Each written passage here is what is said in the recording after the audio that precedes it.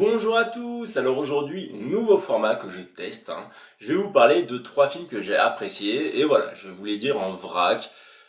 Dans les grandes lignes, voilà, dans les grandes lignes. Si vous voulez en savoir plus, les critiques sont sur mon site internet dois-je-le-voir.com et sur mon Instagram dois-je le voir. Donc voilà, c'est pour vous donner envie.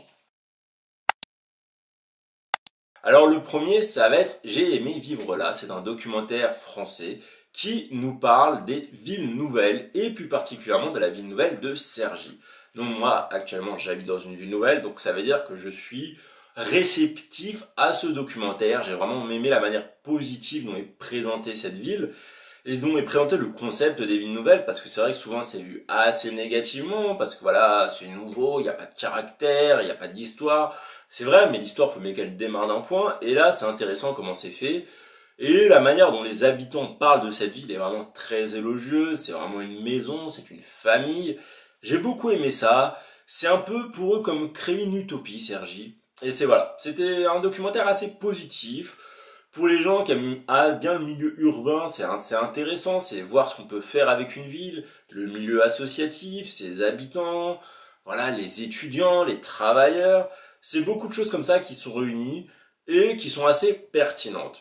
Après, petit point un peu négatif, si je devais faire une contrepassation, ça ne veut rien dire contrepassation, mais c'est pas grave, vous m'avez compris, c'est que voilà, Cergy, c'est une ville où il y a énormément de quartiers populaires, je crois que c'est 40, à peu près 40% de la ville, peut-être 35-40% de la ville, et pourtant, ils sont un peu mis à l'écart, entre guillemets, du reportage, en tout cas, enfin du documentaire, vu que c'est diffusé au cinéma, mais on les montre, mais non plus sans prendre la place que je pense qu'ils auraient dû avoir, on donne la parole quelquefois, etc.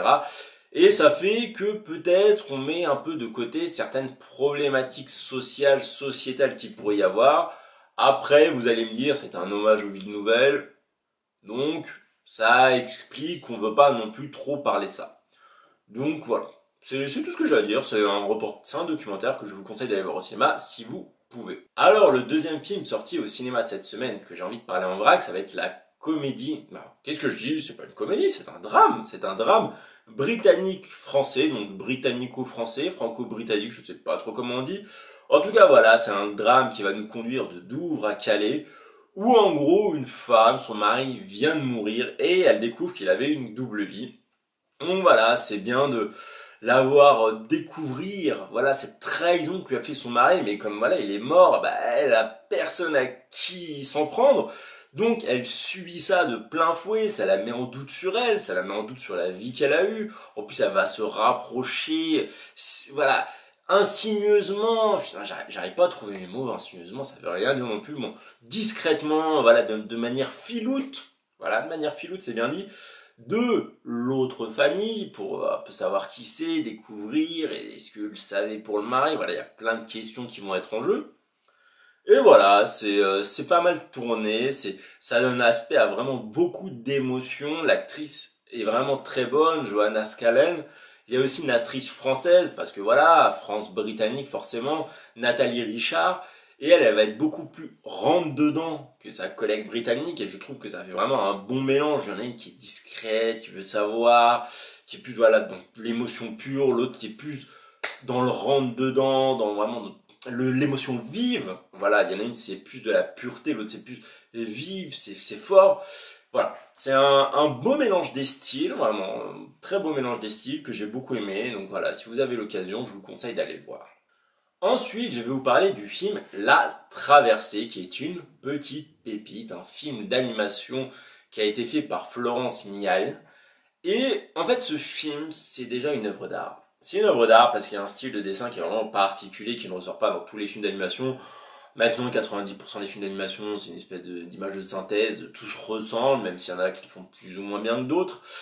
Et là, c'est comme une peinture qui s'anime, et j'ai été fasciné pendant les 1h24 du film. J'ai été bouche bée devant, et c'est assez rare pour le souligner. En plus, la thématique est vraiment excellente. C'est deux enfants qui vont être en exil avec leurs parents. Il y a beaucoup de choses qui sont mises en question. Pourquoi l'exil? Quelles sont les difficultés? Qu'est-ce qu'ils vont traverser? Voilà, des choses très dures. Moi, ça m'a pris au trip, vraiment. Ça prend au trip parce que, en plus d'être bien fait visuellement, le fond est vraiment très bien travaillé, les personnages aussi, on va vraiment s'identifier à eux, s'attacher à eux. Et aussi, bah, il y a le fond. Le fond, c'est vrai qu'on est dans une époque, bah, et, même les élections qui arrivent, etc., la crise, si on peut appeler ça une crise, bref, chacun l'appellera comme elle veut, en tout cas, la, la problématique, peut-être c'est un peu plus neutre, bref, je vais pas m'enfoncer encore plus, migratoire, est mise beaucoup en avant, certains partis le critiquent beaucoup, certains l'encouragent, chacun a l'opinion qu'il veut. En tout cas, c'est vrai que pour ceux qui la critiquent des fois, il y a quelque chose qui n'est pas humain dans cette critique, et ce film va montrer, voilà, que bah quand vous partez dans un pays, c'est pas forcément un plaisir, c'est pas du tout un plaisir même. C'est pas une partie de plaisir, c'est pas le mec qui se dit oh, puis on va me faire des vacances dans un autre pays, non. C'est le déchirement d'une vie, c'est quitter tout, c'est devoir reconstruire avec des difficultés, avec des gens qui vont profiter de votre faiblesse. Et c'est tout ça, et ça donne un côté vraiment humain, ça donne un visage à la personne qui traverse la frontière.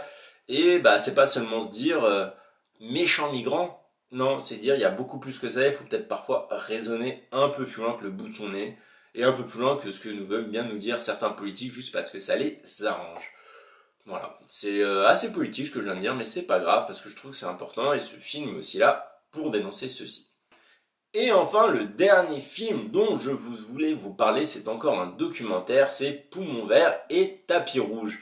Alors voilà, on est sur un thriller écologique, enfin pas vraiment, c'est un documentaire d'un homme qui veut faire un thriller écologique, et j'ai trouvé ça génial la manière dont c'était construit.